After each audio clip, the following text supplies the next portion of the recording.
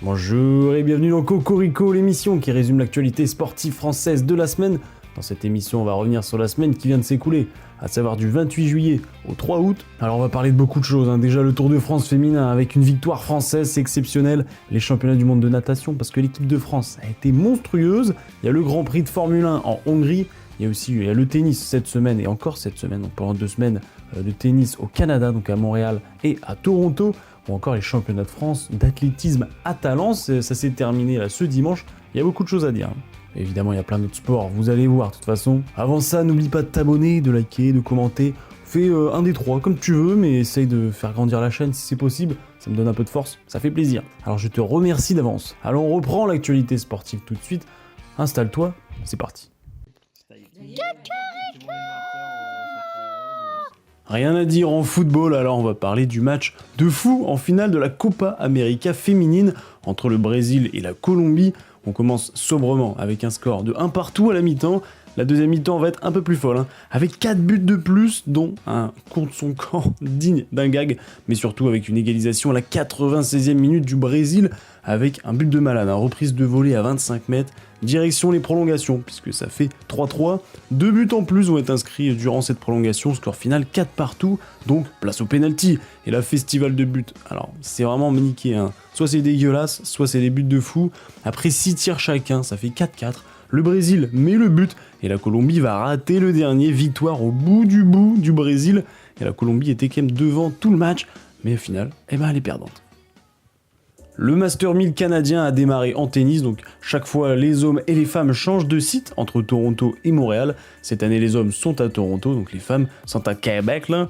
Alors pour l'ATP Master 1000 donc de Toronto chez les hommes, côté français directement, grosse désillusion, 2 Français ont passé 2 tours, c'est tout. Alexandre Muller, et Arthur Fils qui est revenu de blessure en plus. Ils ont perdu au 3e tour, mon fils a perdu au 1er tour et a sûrement dit adieu pour la dernière fois au public canadien. Alors la tête de série numéro 1 c'est Sacha Zverev qui est qualifié pour les quarts de finale pour l'instant. Fritz et des mineurs, les hommes en forme, sont aussi qualifiés en quart. On va voir ça tout le long de la semaine. Pour le WTA 1000 de Montréal, donc côté féminin, vous allez pas être surpris, si je vous dis qu'aucune Française n'a passé le 1er tour. Le plus désastreux c'est qu'il n'y en a que 3 qui ont participé à ce Master 1000, ça fait vraiment mal. Côté favorite, seule Sabalenka n'est pas là, mais Coco Gauff et Swiatek sont présentes. Coco Gauff a perdu en 8ème de finale, et Swiatek a perdu aussi en 8ème de finale, donc on retrouve en prétendante pour le titre Madison Keys, l'américaine, ou encore l'ukrainienne Rybakina, qui sont toutes les deux en quart de finale, et à noter aussi que la femme de mon fils, Svitolina, est également en quart, donc on va voir ça. Les 2 compétitions sont à suivre jusqu'à dimanche, donc n'hésitez pas à suivre la compète, quoi. Grosse nouvelle en NBA, il y a les traditionnels matchs en Europe maintenant, et on rappelle que Wembanyama était venu à Paris en janvier 2025, et là la NBA a annoncé revenir en Europe pour les 3 prochaines saisons, d'abord en 2026 parce que ça sera à Londres et à Berlin, et la grosse nouvelle, la grosse surprise même, c'est qu'en 2027 et 2028, il y aura la venue de la NBA à Paris pour 2 années de suite, les rencontres à Londres, donc cette année à Londres et à Berlin, cette année, la prochaine saison en 2026, 2026-2027, non 2025-2026 pardon, seront Memphis Grizzlies contre Orlando Magic, et je vous rappelle qu'à Orlando, il y a 3 Allemands dans leur équipe, donc ça va être des sacrées rencontres. Info pêle-mêle en basket, avec les retraites internationales de Nando De Colo, Nicolas Batum, et les forfaits de Rudy Gobert et Van Fournier, et aussi Victor Wembanyama, c'est Gershon Yabusele qui hérite du brassard de capitaine pour l'Euro 2025 de basket, qui sera fin août, et ça on a hâte de cette compétition. Les U18 ont terminé leur championnat d'Europe en finale, et je suis tellement dingue en vrai pour ces jeunes. Ils ont perdu en finale, bon d'accord, tu vois, ça fait quand même mal, mais c'est contre l'Espagne, et ça fait vraiment mal. Pour les basketteurs, vous savez que c'est horrible, et en plus d'1 point, ils ont perdu 82-81. Voilà, gros tournoi des Français qui ont roulé sur tout le monde, sur toute la compétition. Malheureusement, au final, fallait tomber sur l'Espagne, quoi. L'Euro U20 féminin a démarré aussi, et 2 victoires déjà pour les filles. Dernier match de poule aujourd'hui, avant de voir les phases finales. Là, on joue pas physique, là. Ils nous dominent parce qu'ils pensent qu'on est de la merde. C'était le 13e Grand Prix de la saison ce week-end en Hongrie pour la Formule 1. Charles Leclerc démarrait en pole position, ça c'est une grande news puisque c'est la première fois depuis le début de la saison. La course va mal démarrer pour Lando Norris qui perd 2 places dès le premier virage. Il était 3e, il arrive 5e dès le premier. Les 20 premiers tours se jouent avec la stratégie des arrêts au stand ou pas, à savoir que Verstappen a démarré 8ème et Hamilton 12ème, donc c'est vraiment assez loin. On a eu au 30e tour un dépassement risqué de Max Verstappen sur Hamilton qui a obligé Lewis à sortir de la piste et perdre du terrain, encore un petit coup vicieux là du néerlandais. Les stratégies varient, Piastri 2ème préfère jouer la carte 2ème place, prendre de l'avance sur son concurrent direct et coéquipier Lando Norris, et prendre de l'avance sur lui au classement plutôt que d'essayer de terminer premier durant ce Grand Prix et laisser Charles Leclerc gagner tout simplement. Cependant, Norris n'effectue qu'un arrêt au stand, contrairement à Piastri qui va en faire 2. Et vous allez voir que ça a joué. Malheureusement, depuis l'arrêt au stand au 40e tour pour Charles Leclerc, celui-ci ne roule plus aussi vite qu'il le faisait et perd sa place de leader, alors Piastri va le dépasser au 50e tour. On apprend donc que Charles a eu un problème de châssis et qu'il ne pouvait plus aller aussi vite qu'il le souhaitait. Au 60e tour, il se bat pour garder sa 3ème place face à Russell qui est très chaud durant cette course, surtout qu'il a fait beaucoup de meilleurs chronos de tours. Donc voilà, 2 tours plus tard, il va finalement se faire dépasser et prendre 5 secondes de pénalité pour avoir repoussé le dépassement de Russell. Et Norris va réaliser un 2e relais exceptionnel et va finir par s'imposer. Beau choix stratégique puisque, comme je vous l'ai dit, il a fait qu'un arrêt au stand alors que Piastri en a fait 2 et tout le monde en a fait 2. Il remporte donc son 5e Grand Prix cette saison. Piastri est 2ème, Russell 3ème. Leclerc, lui, est 4ème.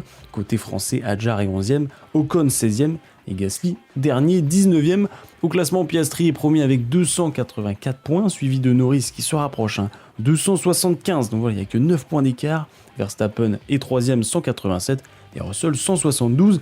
Prochain Grand Prix, c'est dans 3 semaines aux Pays-Bas. Et tant qu'on est dans les sports mécaniques, je vous rappelle que la pause continue en MotoGP et le prochain Grand Prix, ça sera dans 2 semaines, le 17 août en Autriche. Bah, le week-end du 17 août en Autriche toujours. Les championnats de France d'athlétisme ont eu lieu cette année à Talence. Alors je ne vais pas vous citer chaque discipline, sinon je vais renommer la chaîne Cocorico Athlétisme. Et beaucoup de surprises et rebondissements, vous allez voir. Premièrement, les épreuves phares. Le 100 mètres a été remporté par Yann Zézé en 10 secondes 25. Et il a également remporté le 200 mètres et le 100 mètres féminin par Hélène Parisot en 11 secondes 28. Et elle aussi, elle a remporté le 200 mètres. Yanis Méziane prend la première place du 400 mètres. El Famoso Asdin Abs est premier du 800 mètres. Course de dingue en 5000 mètres avec un sprint final entre Jimmy Gressier et Yann Schrumb. Et c'est Yann qui remporte la course. La légendaire lanceuse de disque Mélina Robert-Michon, je suis sûr que ça vous dit quelque chose. Et ben elle a remporté encore une fois son épreuve à 46 ans. Elle obtient son 42e titre de championne de France. Parce qu'il y a des championnats de France en été et en hiver. C'est n'importe quoi. Et on termine avec la perche. Et oui, vous le connaissez, un perchiste forcément. C'est Renaud Lavillenie qui a encore frappé à 39 ans. Avec un saut à 5,85 m, il obtient son 19e titre de champion de France en carrière. Et cela faisait 5 ans qu'il n'avait pas gagné ce trophée. Lui aussi, il est fabuleux. Et franchement, c'est génial de voir des légendes pareilles revenir au plus haut niveau. Et surtout continuer, ils dominent leur discipline. Mélina et Renaud, c'est des légendes de l'athlétisme.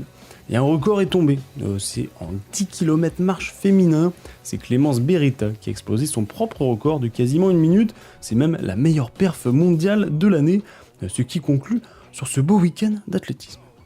Le 4e Tour de France femmes moderne s'est terminé ce dimanche. Alors petit cours d'histoire, pourquoi moderne ? Il y a plusieurs versions qui ont existé du Tour de France féminin. Le premier notable, c'est entre 84 et 89. Entre-temps, plusieurs essais d'un tour équivalent au masculin ont vu le jour, mais sans réussite. Ce n'est qu'en 2022 que ASO a repris le Tour de France féminin, repris car c'est ASO qui avait déjà organisé la première édition en 84. Et ils se sont associés avec Swift pour former le Tour de France Femmes avec Swift, aussi connu sous le nom de Tour de France Femmes moderne. Alors ce format est moderne, mais même principe, des étapes, des maillots jaunes, à poids, à maillot blanc et maillot vert, plusieurs équipes, des étapes de montagne. Les seules différences, c'est qu'il y a 9 étapes. Alors généralement, elles sont plus courtes parce que les hommes sont entre 150 et 200 km et les femmes 100 à 150 km. Mais à noter que les moyens grandissent, l'engouement aussi, et c'est pour ça que depuis 2022, c'est la première édition à 9 étapes au lieu de 8. Donc vous voyez, cela augmente progressivement. Alors au départ du tour, plusieurs favorites, Demi Vollering, vainqueur en 2023 et deuxième à 4 secondes en 2024.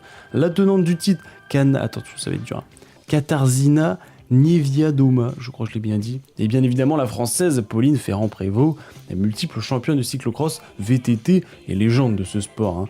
Donc durant les premières étapes, les favorites sont dans un mouchoir de poche avec la surprenante mauricienne Kim Lecourt, Morgan Voss aussi il y a Pauline, il y a Demi Vollering, il y a Neviadoma. Donc voilà, je fais assez rapide, mais à l'issue de la 5e étape, l'écart entre les leaders, donc entre Kim Lecourt et la 6e à Marianne Vos, n'est que de 37 secondes. Donc vous voyez qu'il y a quand même de quoi donner du spectacle et du suspense, et ça c'est beau, c'est ce qu'on n'a pas eu en Tour de France masculin. Et là, le spectacle français commence à l'étape numéro 6, Cocorico avec Maëva Skiban qui remporte l'étape en solo et même doublé, puisque c'est Juliette Labouze qui arrive deuxième. Et rebelote à l'étape numéro 7, Cocorico avec une nouvelle fois Maëva Skiban qui fait 2 victoires en 2 jours, et une nouvelle fois un doublé aussi, Cédrine Kerbaol qui arrive en seconde position, donc c'est une française. Jusque là le classement général n'était pas du tout fait, mais l'avant-dernière étape va tout changer. Arrivé au col de la Madeleine, énorme Cocorico avec Pauline Ferrand-Prévot qui réalise une démonstration en arrivant 1 minute 45 avant la seconde, et surtout qui devient maillot jaune du Tour avec 2 minutes 37 d'avance sur Sarah Gigante, deuxième du Tour. Et là, la 9e et dernière étape se terminait à Châtel en montagne, et que dire, encore un Cocorico, je vous l'avais dit, c'est n'importe quoi. Pauline Ferrand-Prévot, maillot jaune, attaque à 6 km de l'arrivée, et laisse tout le monde sur place, elle remporte une 2e étape de suite, 4e étape française de suite, et surtout, Pauline Ferrand-Prévot remporte le Tour de France femmes au féminin, 36 ans, après Jenny Longo, qui l'avait remporté 3 fois en 87, 88 et 89, qui est une légende aussi. Pauline est sûrement l'athlète féminine française la plus sous-cotée au vu de son palmarès. J'ai pas tellement savouré, non. C'est vrai que je rêvais de gagner en jaune. Ce matin, j'ai dit au DS, si on peut essayer de gagner en jaune, on le fait. Et ouais, à la fin, je me suis dit, bon, je vois comment je me sens dans la dernière montée. Et j'ai attaqué, et je pensais pas du tout pouvoir continuer et gagner de cette manière. Mais je me suis vraiment donné à fond pour les derniers mètres de ce Tour de France. Donc voilà, j'ai pas eu tellement de temps de savourer, mais voilà, je suis contente de pouvoir gagner cette étape et le classement général. Le Tour de France féminin nous aura donc offert plein de spectacles, et bien plus que le masculin, et on l'a remarqué durant toutes les étapes de Tour, avec le nombre de supporters qui sont venus au bord des routes, c'était vraiment exceptionnel à voir. Alors franchement, merci et bravo à Marion Rousse.